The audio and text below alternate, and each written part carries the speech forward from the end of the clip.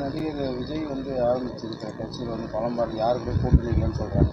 அப்படி கூட்டணிகளாக தடுத்து நின்றா யாருக்காவது பாதிப்புங்களா? அதிமுகவுகளோ திமுகவுக்கான வாய்ப்புகள் பாதிப்புகள் அது எப்படி? இல்லைங்க, இன்னைக்கு அவர் அப்பட்டமான பிஜேபி ஆடலாங்க.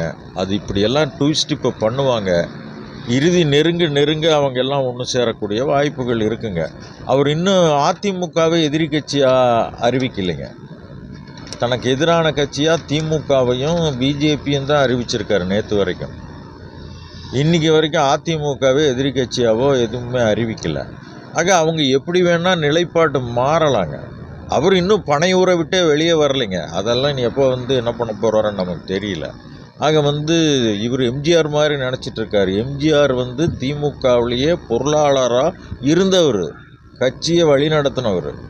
எம்ஜிஆரும் விஜயும் ஒன்று கிடையாது வச்சுங்களா. அதுக்கு பிறகு பல நடிகர்கள் முழுமையாக வெற்றி, விஜயகாந்த் கூட வந்தார் முழுமையாக எதிர்கட்சி தலைவருக்கு அப்புறம். அவரால் அது அடுத்த கட்டம் போக முடியல. அதுதான் உண்மையான நிலைமை. வேறு எந்த நடிகரும் விட முடியாது. ரஜினி வந்தார், அவுட் ஆகிட்டார். கமலஹாசன் அப்போ வந்தார், அப்போ அவுட் ஆகிட்டார். இன்றைக்கி திமுகவோட இணைஞ்சிருக்கிறதுனால நிலச்சி நிற்பார், ஓரளவு நிற்பார், அவ்வளோதான்.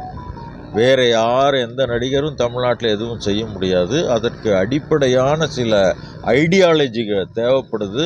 அவர் எந்த கருத்தியல்வாதின்னு யாருக்கும் தெரியல, இன்றைக்கு வரைக்கும் முழுமையாக தெரியாது. அப்படி தெரியாத ஒரு சூழலில் அவர் இதெல்லாம் எப்படி ஒரு கற்பனையில் வெறும் பணமும் சினிமா அந்த பிரச்சாரம் இருந்ததுனால மட்டுமே சாத்தியம்னு அவர் நினைக்கிறாருன்னு நான் நினைக்கிறேன். அதுக்கு தமிழ்நாட்டில் எந்த வாய்ப்பும் இல்லை. தமிழ்நாடு ஒரு வேறுபட்ட வித்தியாசமான ஒரு மாநிலம்.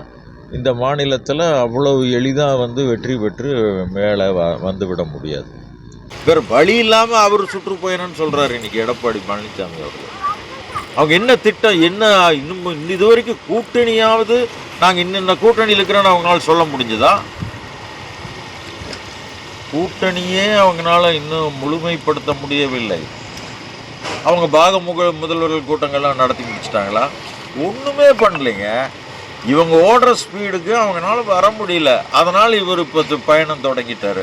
அது எப்படி வெற்றி பெறும்? இதில் என்னன்னா கூட்டணி கட்சி, அதாவது பிஜேபியும் சேர்ந்து இவர் போகிற பிரச்சாரத்துக்கு அது எப்படி அது சாத்தியமாகுன்னே தெரியலைங்க.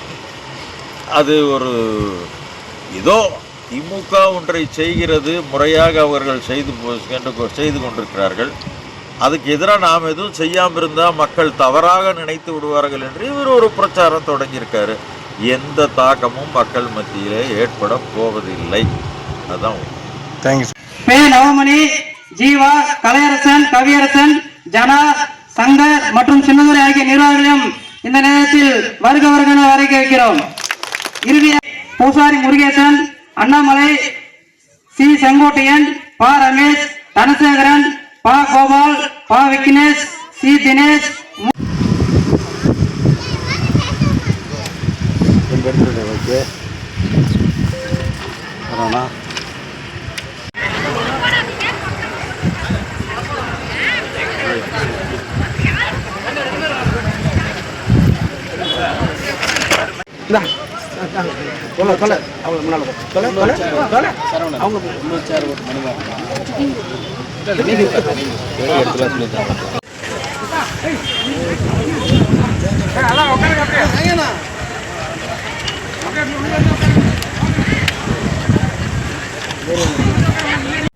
ஃப்ரெண்ட் ஆக்கிக்கோங்க. தந்தி டிவியின் சப்ஸ்கிரைபர்ஸ் அண்ட் ஃபாலோவர்ஸ் குடும்பத்துல நீங்களும் இணையுங்க.